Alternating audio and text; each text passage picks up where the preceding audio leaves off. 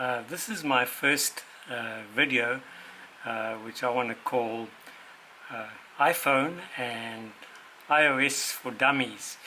A lot of people out there put in YouTube videos to show you the many features that you can get you can use on an iPhone, but when they show you, they do it so fast that you have to stop the video, rewind, start again, and by that time you've lost your focus. So I decided to show you some things that you can do with your iPhone, which are very cool, and we'll do it slowly so that everybody can follow it. So let's have a look.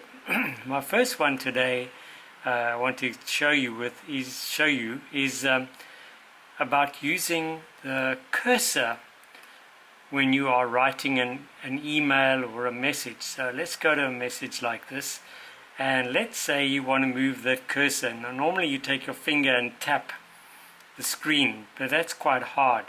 So in order to make it easier, all you do is hold down the space bar, and then you can use it like a mouse. Alright, very easy. Okay, I'll do it one more time. Hold down the space bar and use it like a trackpad, maybe on a laptop. Okay, and you can put the cursor anywhere you like. Okay, I hope you found that very useful, and please stay tuned for more hints. Okay, and please subscribe to my channel.